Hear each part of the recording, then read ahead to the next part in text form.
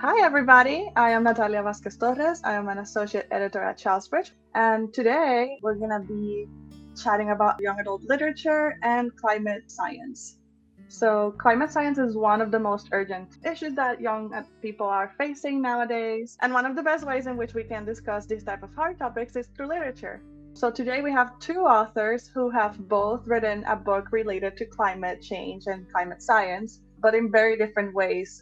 So one of the two books discusses the climate science through different short stories, be it dystopian, speculative, several different genres. And the other one is a novel in verse that introduces the readers to Eunice Newton Foote, who was the first scientist to discover carbon dioxide and that it was a cause to global warming. So yeah, before we get started into chatting about all of these really fun topics, let's give the authors a chance to introduce themselves. Yeah, I'm so happy to be here. Thank you for that introduction. My name's Lindsay Metcalf. I am the author of Footprint, Eunice Newton Foote at the Dawn of Climate Science and Women's Rights. It's a novel in verse, and I also write nonfiction and poetry for younger readers as well. I used to be a journalist, and I live in Kansas.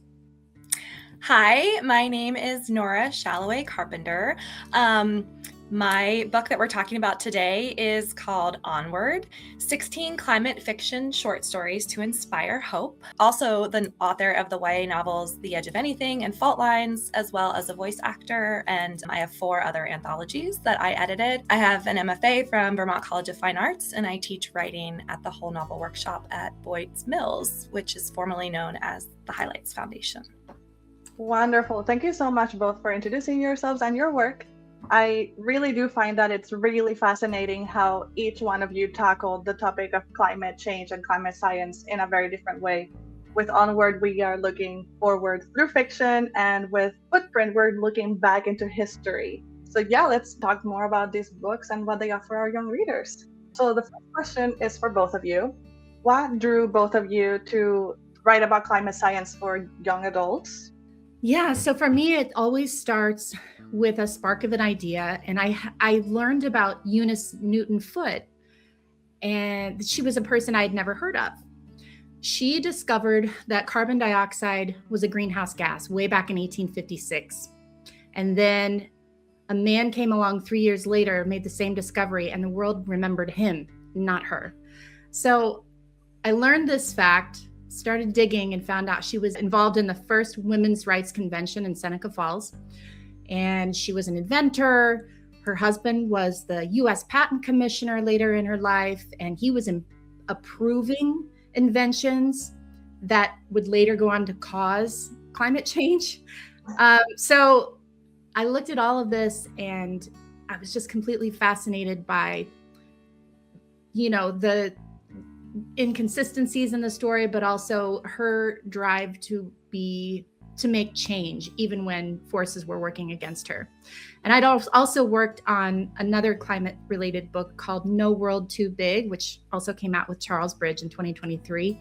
So climate change has been on my mind for a long time, as it has been for a lot of people, and I'm always looking for new ways to introduce that to young readers.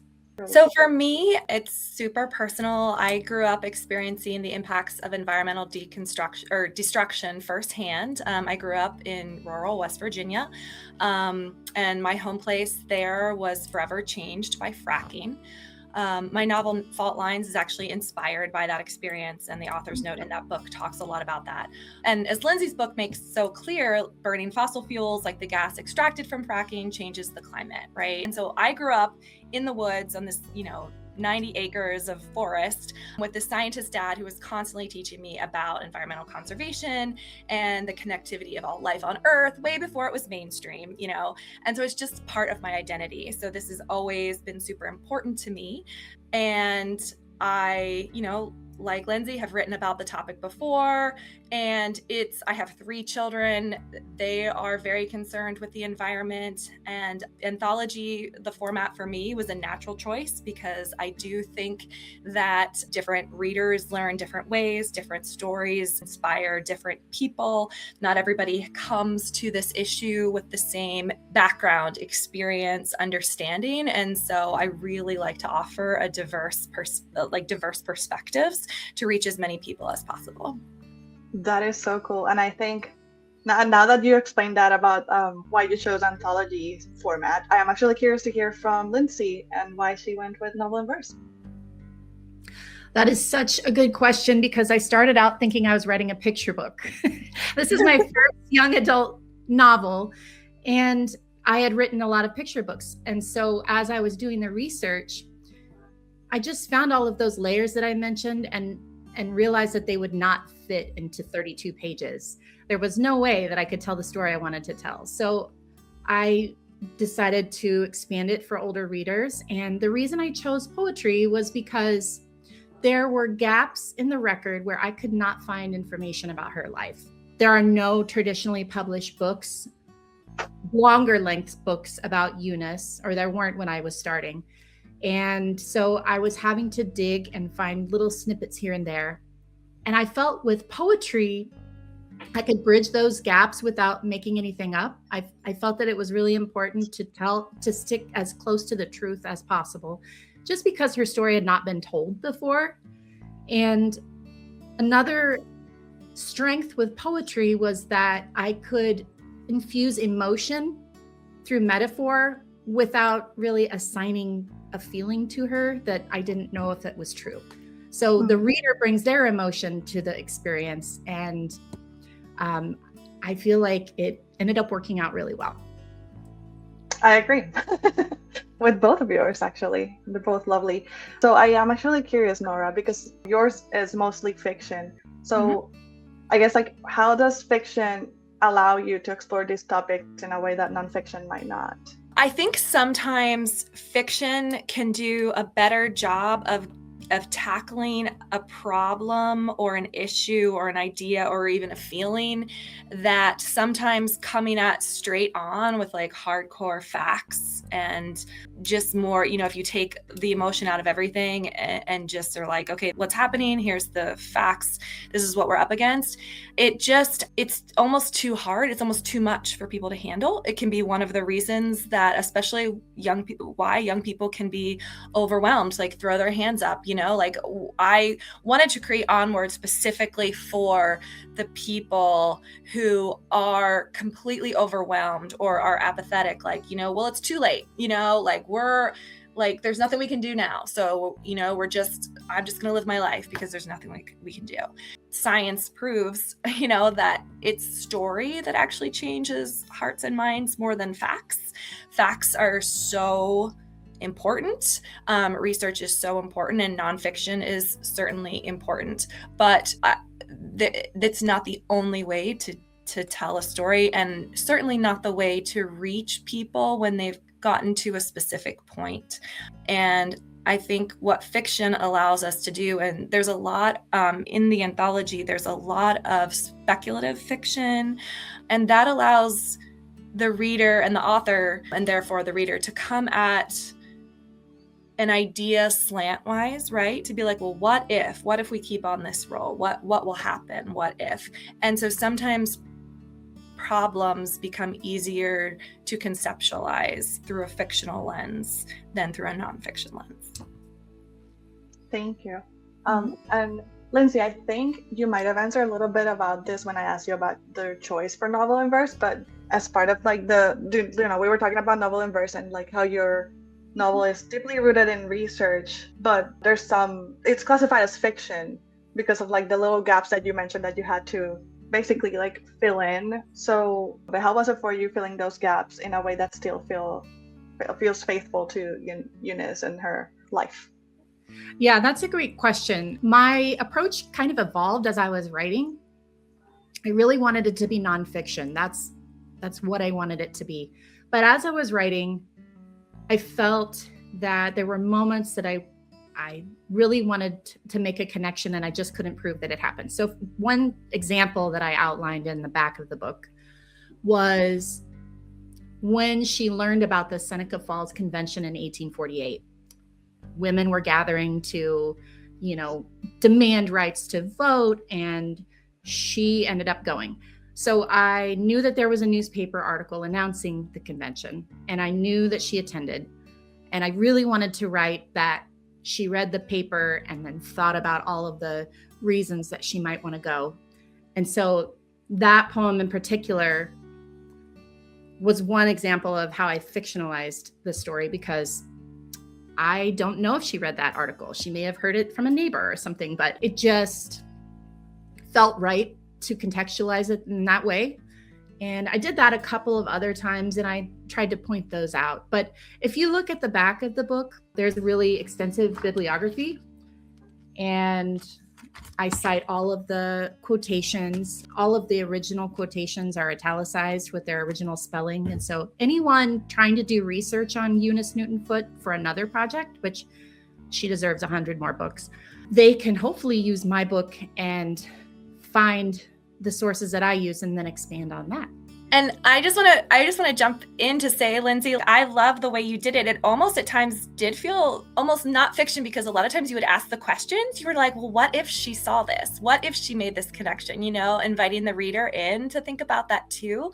And where I also think that the verse novel makes so much sense too, because you're leaving almost like the blank space is leaving pauses for the reader to take a breath and be like, oh my gosh, what if she did that?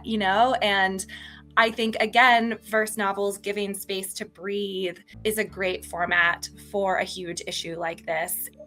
And I loved what you said about the emotional connection being required, because you're right. I mean, if we want people to act on climate change, they have to feel it.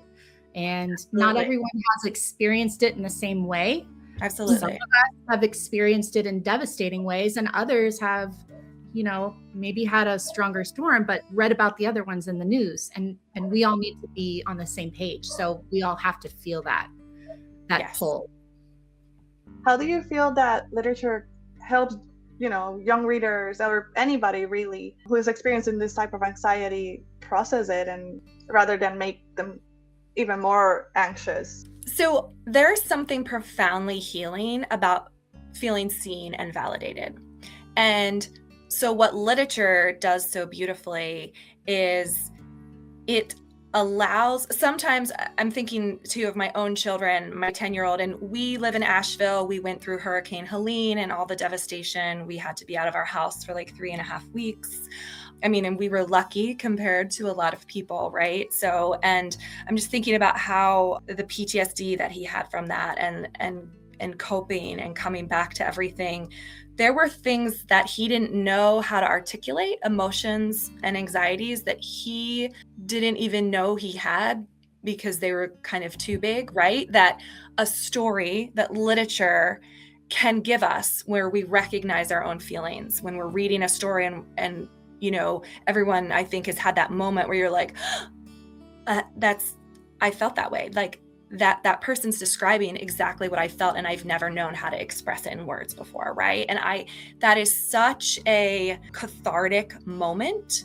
And so I think the first or a really big step in moving through climate anxiety, which is very real, and which there are lots of literature about now, and Honor does have some resources at the back of the book for people.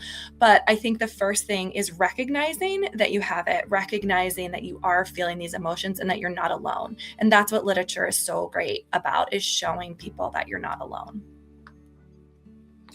I agree with that. And I mentioned that I had done another book about climate change called No World Too Big, and that was a poetry anthology for the picture book audience.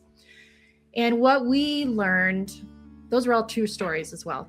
What we learned while we were compiling that book was that anxiety, if turned into action, really helps process those feelings. And so I think with fiction and nonfiction, whatever stories are telling, about climate change, I think if we're giving kids examples of how other people have acted to make a difference, they can start to visualize in themselves how they can, contribute to making a difference as well. So for Eunice Newton-Foote, she didn't realize that climate change was coming. She knew that it had happened in the past. The reason she had this question about carbon dioxide is because she was wondering about the time of dinosaurs when she knew the earth was warm and everything was covered in ferns, and they had discovered carbon dioxide in limestone. So she was theorizing that there was more of it in the atmosphere. I don't think she knew that it was coming because of humans and fossil fuel inventions. But what she did was she pushed past a lot of the obstacles that were facing her as a woman. The reason she fought for women's rights is because she wanted to do science, and she had a lot of barriers to getting her work out there. And so I think with books like Footprint and No World Too Big and Onward, just showing kids that taking action is another huge step in getting over that anxiety hump and self-spiral. Absolutely. Like seeing other people face major crises just as they're facing major crises can be really inspiring and also provide just enough hope to take that first step.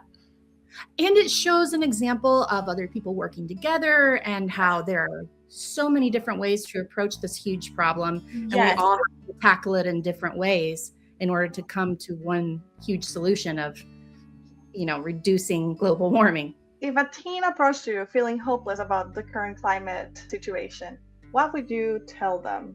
Yeah, I think along those lines of taking action, I would start by asking them questions. What makes you feel hopeless? What are you scared of? What do you care about?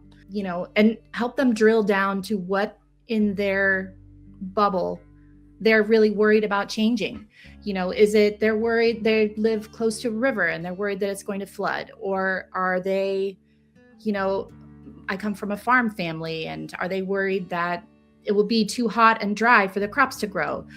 Approach it from something that makes it personal, and then help them drill down to how they can make a difference in that smaller realm.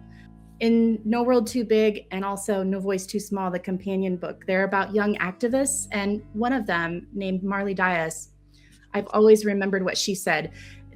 The key to taking action and really making a difference is to take your talent plus your passion and combine them in a way that is unique to you so that you can sustain that action. And so that's, I think, what I would help the teen work through, and just what are they good at? What are they passionate about? And what is a way that they can hook in with other people doing that same thing? Yeah, I love that. That is such great advice. I will add on that first, I think they should go outside. We always feel better when we're outside, right? I think they should connect in some way with the natural world, like even if it's just go out in their yard or on after school and take their shoes off and put their feet in the grass, or touch a tree or smell a flower or something like that. I highly advocate for taking care of one's mental health. And so that's actually there's a lot of action items in the resource section of Onward. In the back, there's a QR code that you can scan, and it takes you to this amazing resource page. And there's a whole section on managing climate anxiety and all these different resources. And that's number one. You can't take care of anyone else if you're not first taking care of yourself. And so really acknowledging that climate anxiety and grief is real. And if you have reached a point that you need to get, you need to talk to someone, you need to get some help, making sure that you do that you're reaching out. And then I would add that this is going along kind of with what Lindsay said, do one small thing a day. When you identify, okay, I'm really worried about the river, right down from my house or something. So what's one small thing a day that I can do? Even if I have I've joined maybe a river cleanup team, or I'm working on a political policy, or I'm writing letters, or, maybe you're part of a bigger project too, but do one small thing a day. Go down to the river and, if you see some trash, pick it up just that day, or, even sticks or something that's gotten in, or just be there, be with the river. There's there's a lot of stuff too about like we have lost the connection to nature that makes it's easier to feel like something doesn't matter if you're not connected to it, right? And so the more we're in it and around it, the more we're going to care about it. Now, continuing to talk about the idea of climate conversations and talking to friends about it, but also just in our world currently, there's just ongoing conversations. How do you find that imagination and history help shape climate literacy? And like, do you see any parallels with your own books? Well, I think in a lot of ways we're still having the same conversations that people in Eunice's day were having, right? Like I mean, she Absolutely. couldn't imagine that everything that was going to be happening and all the ways that humans would essentially bring about so much destruction on the planet. But there were still a lot of conversations about like what if and what is, just because we can do something, does that mean we should be doing it? And what obligation do we have to protect Native people, Native species, like Lindsay's book does not shy away, which I love this about the book, like doesn't shy away about some of the terrible things in history that were going on, removing Native peoples from lands and stuff at the time when all of this was happening. And that is all connected to where we are today. And so I certainly think in a lot of ways, I don't want to say like history repeats itself, but kind of. I mean, like we can always learn from what has happened before. And I think that at least in Onward, conversations that the teens are having in those stories, what they're worried about, those I've heard, I mean, with the teens that I talk to and the young adults that I talk to, I've heard all of those concerns mentioned, and I think they will be continuing to be talked about until we kind of get our acts together and figure things out. I think, I love all that you're saying. And I think I'm going to go back to that what if question, because I sort of leaned into that in Eunice's book, because you can see the very seeds of climate change just starting, and you can see, you can start to imagine, well, what if we had made different choices? Would we still be in this position we're in today with a warming planet and people and nature in danger?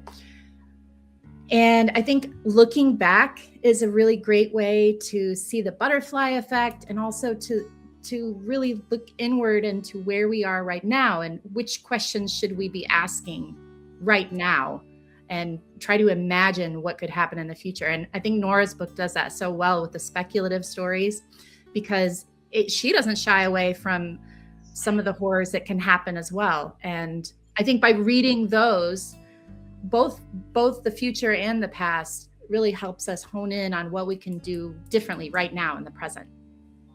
How do you hope that your book itself helps, like shape the way that the young audience, the young teens, young adults, even like participate with climate advocacy? I hope the readers that are maybe apathetic towards climate change, maybe don't live in a place where, there's this whole idea of climate justice, right?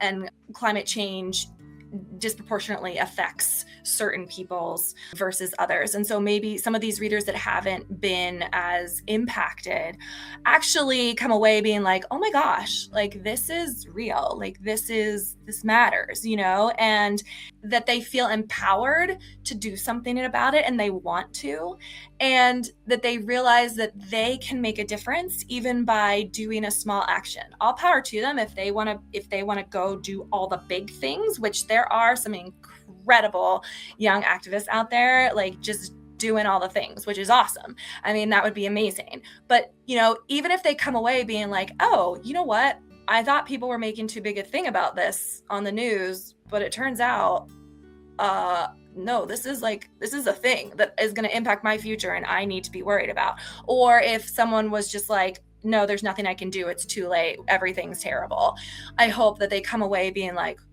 well, things are terrible, but it's actually not too late. There are still some things we can do. One of the reasons why it was so important to me to include the resources section and have very specific action items of okay, here are some things that you can do right now. like some immediate steps that you can take if you want to get involved, because sometimes people get so overwhelmed, they just don't know how to start.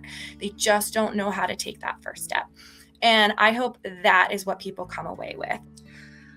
I love that. I think I would add that since my book is about a scientist, you see Eunice setting a goal or multiple goals throughout the course of the book. Her goal kind of changes. She, starts as an inventor and then moves into experimenting with gases and then goes back to inventing.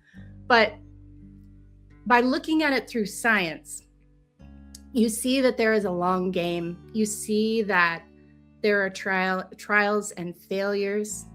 And it's so important to get back up and try again. I mean, what invention has been made on the first try, really? And as far as climate change, there are going to be many tries that we make as a society that are failures. And there are going to be people out there who look at those failures and say, well, it's not worth even trying anymore. And that's just not true. We're having to make wholesale changes in the way we live our lives and wholesale changes in the way we govern our countries and, everything from top to bottom. And so there are going to be things that we try that don't work. So I think looking at a book like this will help people realize that it's okay to fail as you go on, as long as you keep trying and keep going. Because if you do that, you will reach your goal. So yeah, we've been talking a lot about deeper, more serious things in your books and themes. So now we're gonna pivot to a fun question. So if Eunice Newton Foote could read Onward, what do you think she would say or think about it? That's such an interesting question, because she lived in the 1800s when the US wasn't even fully formed as it is now. So her mind would probably be blown just by the diversity of experiences and land and all of the people telling the stories. Mm-hmm. She may not be able to wrap her mind around the speculative stories, but also I wonder if she would feel some despair at realizing what had started during her time had blossomed or ballooned into just horrific change in so many different ways. She may, if she had traveled to the future and then could go back to her time, she may have really advocated against some of the inventions that use fossil fuels that her husband was approving during his time as the patent commissioner. Yeah, I agree with that. I think some of the stories she would just be like, what is even happening right now? What? I can't. But I think she also, because she was such an advocate for women's rights and women's equality, I think she would be a little bit blown away too by the fact that there are prominent women authors. Lindsay, you're a woman and wrote her story. I also think she might feel really good that she finally got the credit she deserved too. I agree. I think actually it would be really fun to have those conversations with her. Not just from she might feel hopeful that there are people, even in the despair that she would feel, she probably would feel the hope that people are actually still talking about it and trying to make a change, I think. But yeah, that would be a fun conversation. You might just be like, I told you so. Yeah. Oh, that too. Yeah. Especially now at a time when she would actually probably not be frowned upon for saying, I told you so. Yeah. What are you currently working on? I'm working on an anthology, actually. It hasn't been announced, so I can't say a ton about it, but it's nonfiction and poetry. So I've done nonfiction poetry anthologies for picture books, and the same team behind No Voice Too Small, No World Too Big, and the forthcoming No Brain the Same. We're doing a middle grade book that has to do with personal stories and U.S. history, and that's probably all I can say right now. But we just put everything together in the first draft of the whole book, and I'm really excited about where it's headed. It's funny, I just finished revisions on my story for my next anthology project too. What? which is called Echo in the Holler, and it's an Appalachian folklore anthology. And I'm so excited about it. Like, we have some incredible heavy hitters lined up. So that is going to be moving forward very, very soon. And then I'm also finishing a middle grade novel that's co-written with my friend Chris Barton. And I'm working on my next YA novel, which has a lot to do with environmentalism, but it's actually a low fantasy. And it relies deeply on legend and folklore from the Scottish side of my family. So I've been wanting to write this book for so long, and it's now the time. And I'm very, very excited. That sounds very fun. I look forward to seeing both of your projects in the future. Yes. Yeah, so excited. So yeah, thank you so much for such a thoughtful conversation. And I'm leaving inspired. And it's clear that whether we're looking at the past to find voices that might have been forgotten, or to the future through fiction, literature definitely has an impact and a place in the conversation about climate science and understanding it. And I do think that your books will remind young readers that not all is lost, they're not powerless, and there is something to be done. So thank you so much for all the work that you're doing to make sure that young readers have access to this information in ways that it's friendly and approachable to them. And thank you to everybody who joined us today. I hope that this sparks conversations on your end, and that you feel ready and full of hope to tackle and keep on fighting for climate advocacy. Thank you, everybody.